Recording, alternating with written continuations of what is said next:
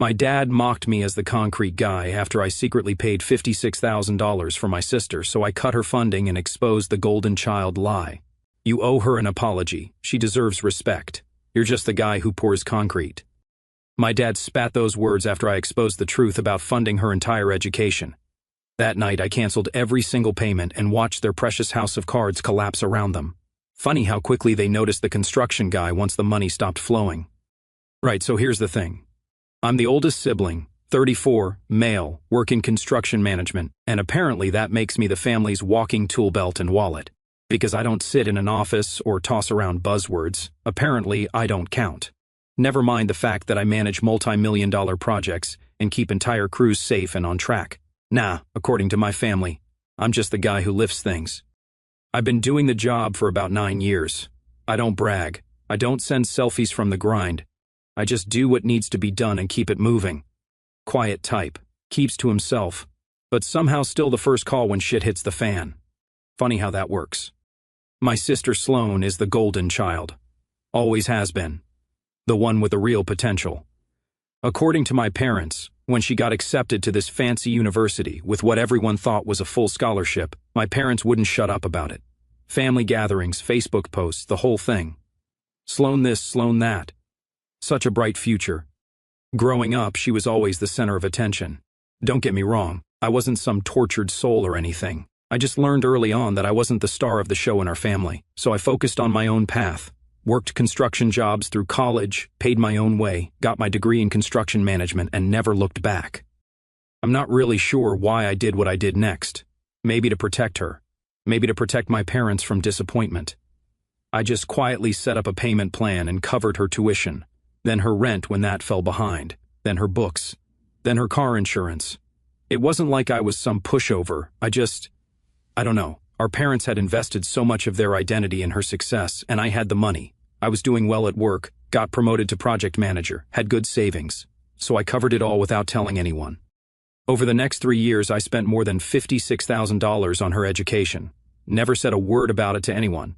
Not to get praised or anything. I just did it and kept my distance, checking in on holidays, sending the payments on time. Meanwhile, my parents remained completely clueless. They'd bragged to relatives about Sloan's scholarship and how she was making it all on her own. I'd just sit there drinking my coffee, saying nothing. "Cal, you should take a page from your sister's book," my dad would say during family dinners. "She knows how to seize opportunities, not just grinding away at some job site." I just nod and change the subject. What was I going to say? "Actually, Dad, your golden child is a complete fraud and I'm bankrolling her entire life?" Yeah, that would have gone over real well. The funny thing is, I didn't even resent her at first. I figured she was just going through a rough patch. We all mess up sometimes, right? And honestly, I was kind of proud that I could help her out. Like, at least my grinding away was good for something. But then things started to change. The payments weren't just for tuition anymore. Suddenly I'm getting requests for spring break trips, shopping sprees, a new laptop because hers was too slow for her design projects. All emergency stuff, apparently. "It's just this once," she'd text. You know I wouldn't ask if it wasn't important. I'd sigh, open my banking app, and transfer the money. And every time, I'd tell myself this was the last time. But it never was.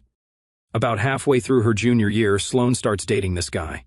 I'll call him Derek. Total preppy type, pressed chinos, expensive watches, business school haircut, MBA student. The kind who says, let's circle back on that in normal conversations. Sloan's Instagram becomes a Derek fan page overnight. Every caption is about how supportive and successful he is, how he believes in her potential, little inside jokes with hashtags I don't understand. Whatever. Not my business.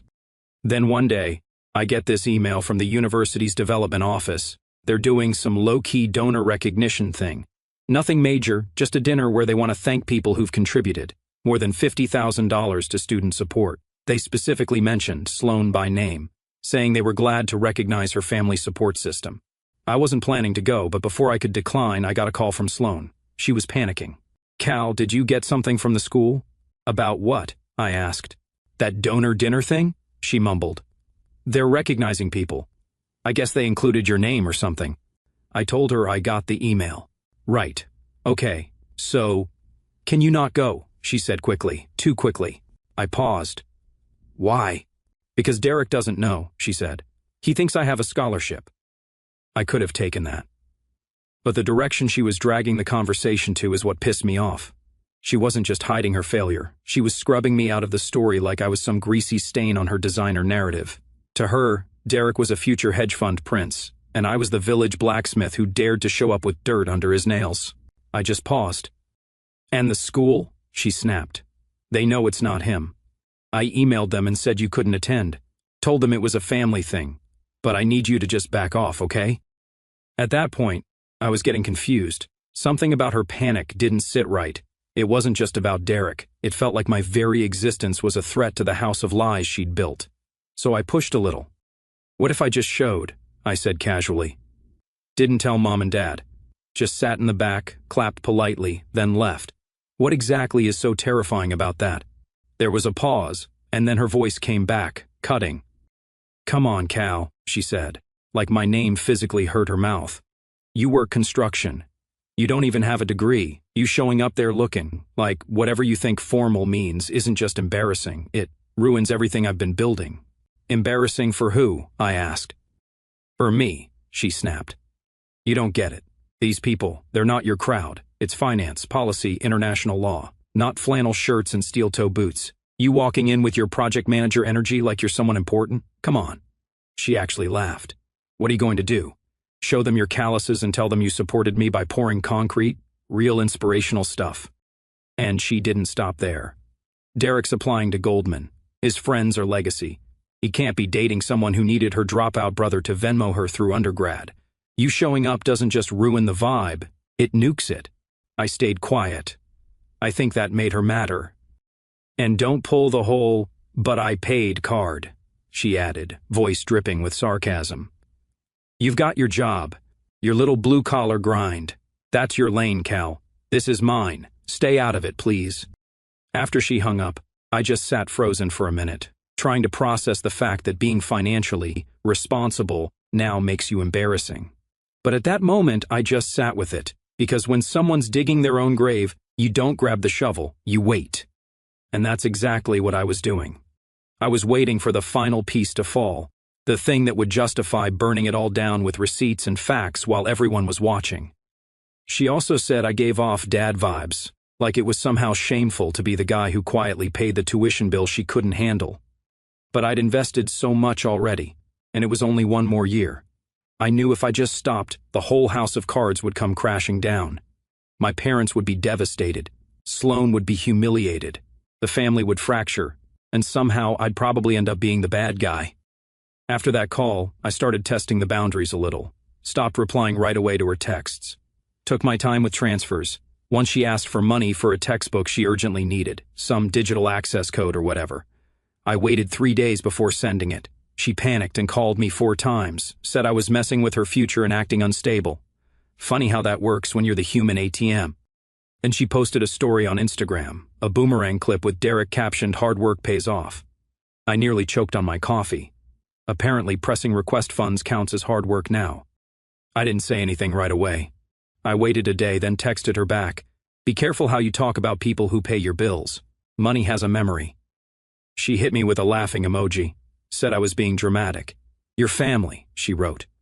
That's what you're supposed to do, like it was some kind of subscription service she'd been gifted for life. No thanks, no acknowledgement, just entitlement on autopilot. I stared at that message for a while. Thought about replying, thought about telling her the tab was almost $60,000 and climbing. But what would be the point? She wasn't listening. She didn't see me as someone she owed, just someone she could use. So I stayed quiet. Not because I was afraid, but because I wanted her to think I was still playing along.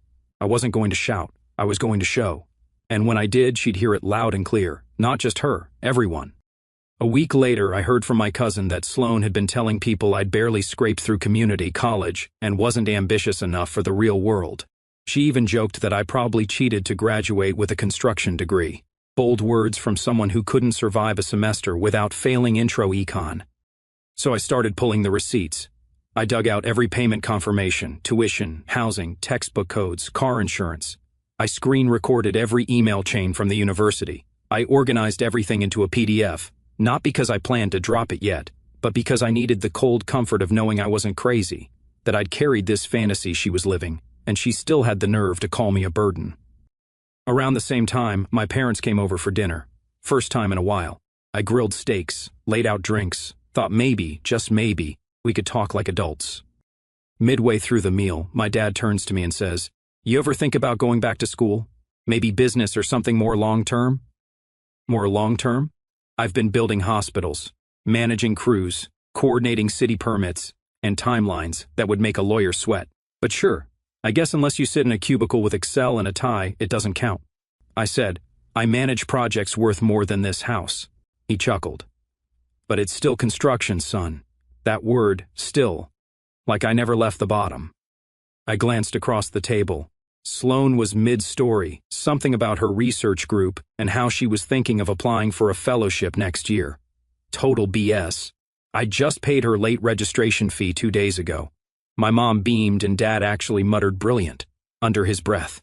I decided to throw a little pebble in the pond. "She ever mention how she's covering her tuition now that the scholarship's gone?" I asked casually, sipping my drink. My dad didn't even look up. "What are you talking about? Sloan's always had full funding. That's how she got into that school in the first place." I raised an eyebrow. "Right, I forgot. But things change sometimes." He cut me off, tone sharp. "Not with Sloan. She's responsible. Always has been." That part hit. Always has been. Like I wasn't the one holding the whole damn illusion together with bank transfers and stress headaches. "She ever show you a billing statement from the last year?" I pressed. Now he looked up, cold stare. "Why would she need to? We trust her. She's not like you, always questioning everything." That's when it clicked. They didn't just believe her. They needed to believe her. Because if the golden child wasn't golden, what did that make them? Just parents who bet everything on the wrong kid and ignored the one quietly keeping the lights on. That night, I rechecked every single payment, adjusted the budget, and made a decision. One more disrespect, one more fake humble brag, and I was done. Not in secret, not silently, but loudly, with backup and proof, while everyone was watching. About 2 months before her graduation, my mom calls about this big family dinner they're planning. "It's going to be at Giovanni's," she says, all excited. "Your father made reservations for 20 people. All the aunts and uncles are coming. Sloan's advisor might even stop by." "Sounds nice," I say. Long pause then, "So, you'll be there, right?" Like it was an afterthought. Like they almost forgot to invite me. "Sure," I said. The weeks leading up to the dinner were a blur of work and more emergency requests from Sloan. "The graduation fee is due. They won't let me walk without it. Need my cap and gown. Can you help just this once? There's this end-of-year formal. Derek's going to be there with his whole business fraternity. I need a dress. It's my last chance to network before graduation." Each time I'd send the money, each time I'd tell myself it was almost over. The night of the dinner, I almost didn't go. I was tired. The project was behind schedule. I had reports to finish, but something told me I needed to be there. So I showered, put on my one decent suit, and drove to Giovanni's. The restaurant was packed with family members I barely talked to. Aunts who always asked when I was finally going to settle down. Uncles who would slap my back too hard and ask if I was still working with my hands. The dinner was exactly what you'd expect.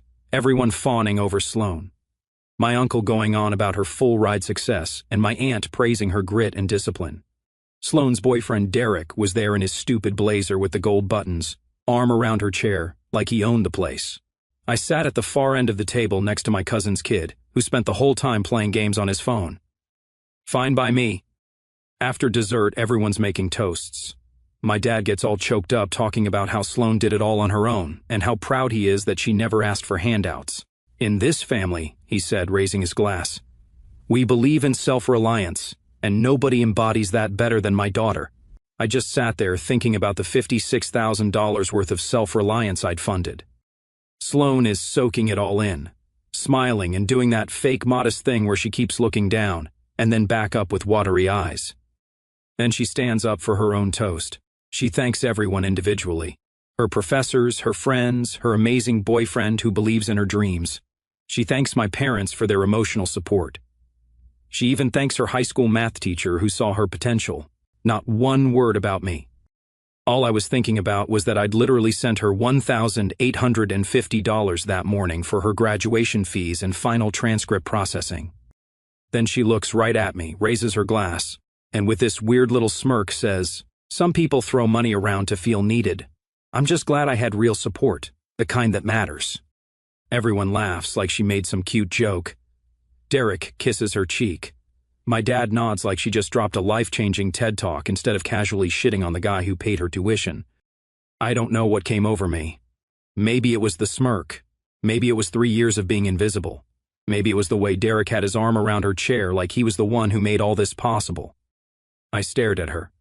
My hands were the invisible scaffolding of her whole college career, and she was up there acting like she'd built it brick by brick.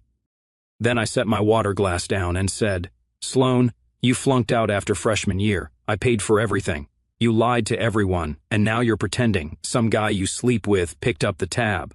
The room went dead silent, like you could hear the ice melting in the water glasses. Sloane's face froze in this weird half-smile, like her system crashed. Derek looked confused. My mom's hand went to her chest like she was having heart problems. Sloane stuttered. I didn't. My dad's face was getting red. "What the hell are you talking about?" he demanded. I shrugged. "Just correcting the record." "Cal, stop it," Sloane hissed. "You're embarrassing yourself." My dad looked at me, then at Sloane, then back at me. "This isn't the place for whatever game you're playing." "No game," I said, pulling out my phone. "I can show you the payments. Every receipt, every confirmation email, every time the school contacted me. Not Derek." Sloane started crying those perfect little tears that never mess up her makeup. "He's lying," she said, looking at Derek. "I don't know why he's doing this." Derek just stared at her, then at me, then back at her, slowly backing his chair away from hers. My dad pointed at me and said, "I'll never forget this. You owe your sister an apology.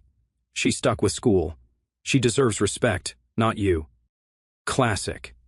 The guy who actually finishes school, has a stable career, and pays his own way, plus someone else's, doesn't deserve respect. But the lying, failing, mooching one does, because she smiles prettier in family photos and has the right kind of ambitions. Construction might pay the bills, but it doesn't impress at cocktail parties. I actually laughed. "Respect?" I repeated. "Dad, she's been lying to you, to everyone, for 3 years while I've been quietly paying for everything." "That's ridiculous," my mom cut in. "Sloane has a full scholarship. We've seen the letters from 3 years ago. Before she failed out and lost it," I said. "Did you ever see anything after that first year?" My mom's face went blank as she tried to remember. "She didn't want to disappoint you," I said, "so she came to me instead, and I helped her. And now she's sitting here pretending it never happened." I dropped the whole truth. Every dollar I paid, every email from the bursar's office, every charge on her emergency credit card that I covered. "You were living off me while posting spa selfies and telling me I gave off dad vibes," I said. "You told the school to keep me away from donor events because it would ruin your image." The looks around the table were priceless.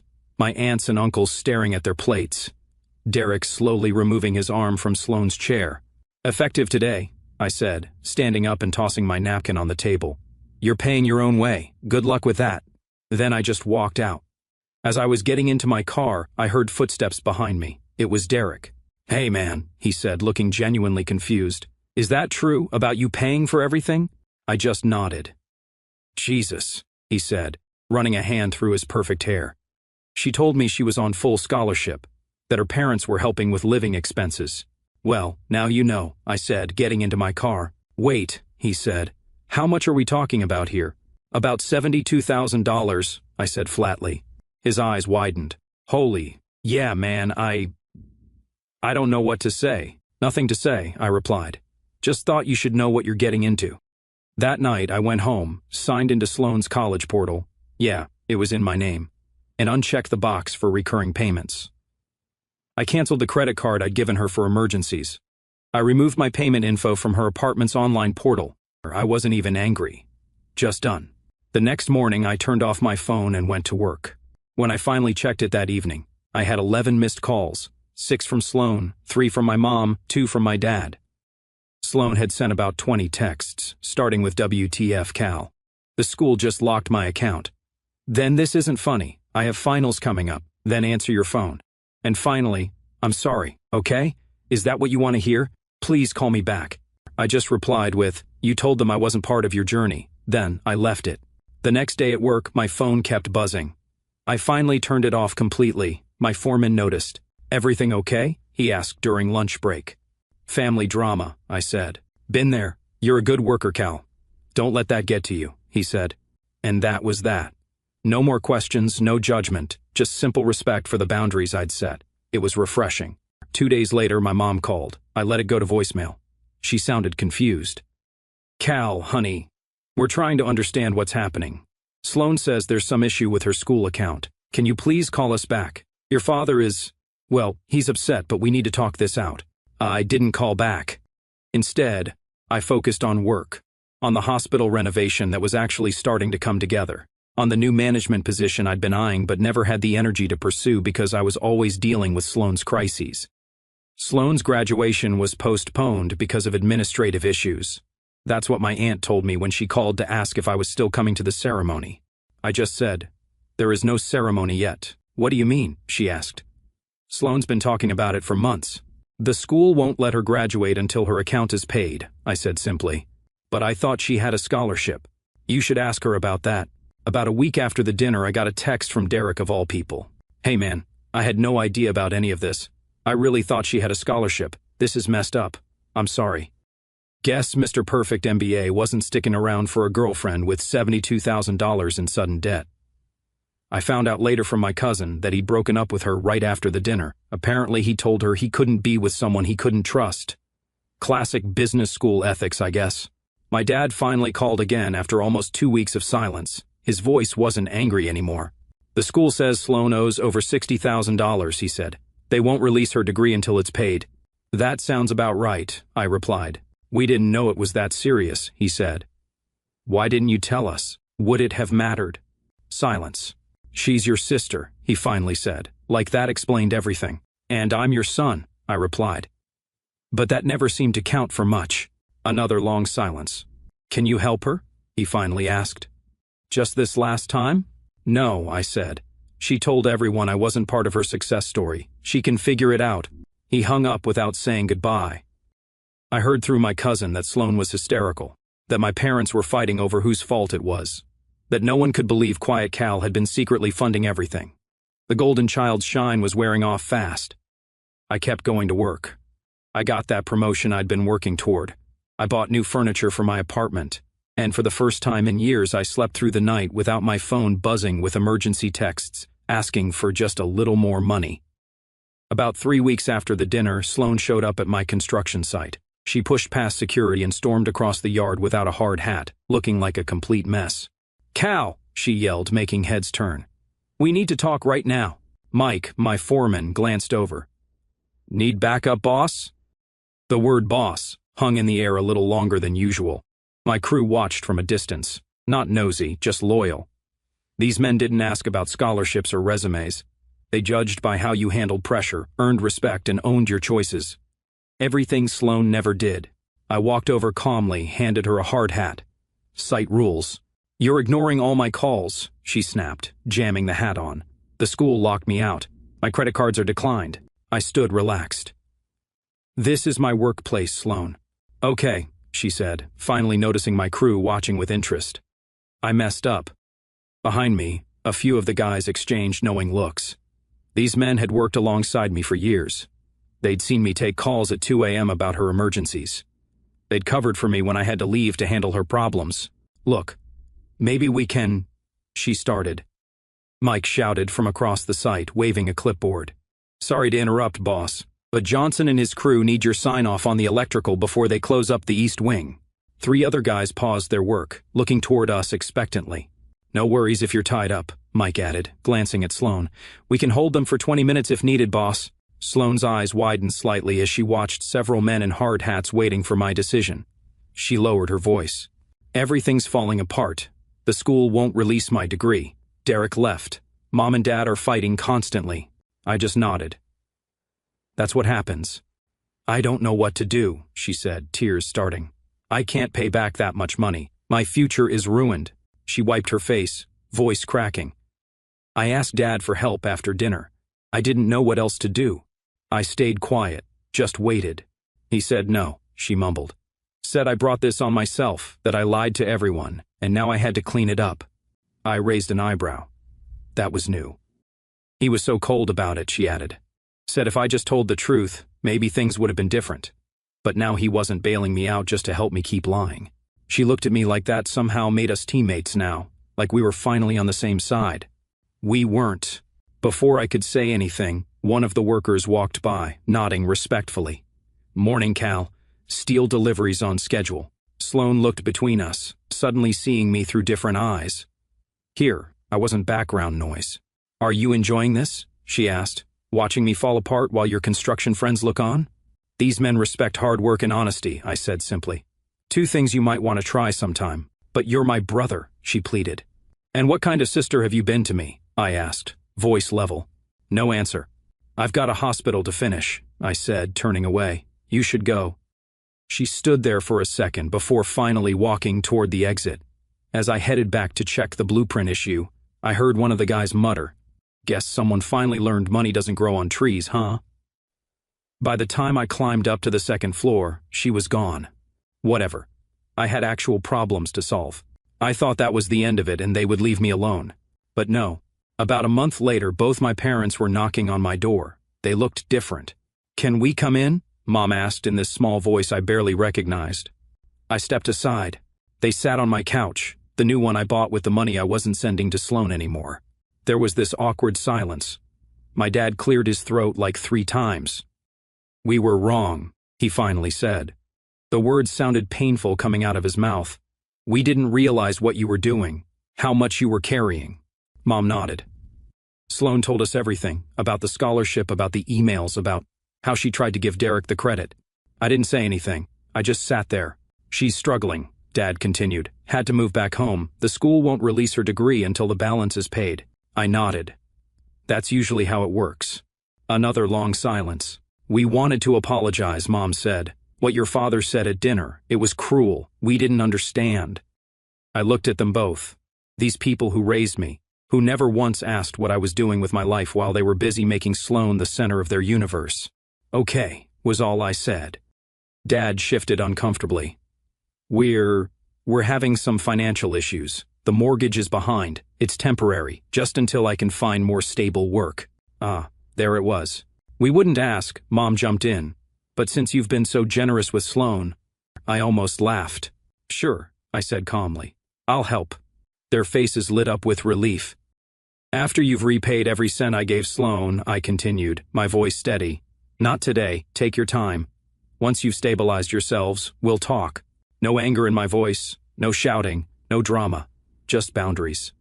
They looked at each other, then back at me, slowly realizing what they'd lost. Not just the money, but the safety net they never appreciated. The silent support that made their perfect family image possible. Dad opened his mouth like he was going to argue, then closed it again. Mom looked down at her hands. "How are we supposed to come up with that kind of money?" Dad finally asked. "I don't know," I replied. "How was I supposed to?" He had no answer for that. I didn't say anything more. I didn't need to. They left a few minutes later with awkward goodbyes and promises to be in touch. I haven't heard from them since. Sloan got a job at a bookstore in the mall. My cousin tells me she's trying to save up for community college. My parents had to downsize from the house they always bragged about. Me? I got that promotion, bought a small cabin upstate for weekend getaways, started dating someone who actually asks about my day.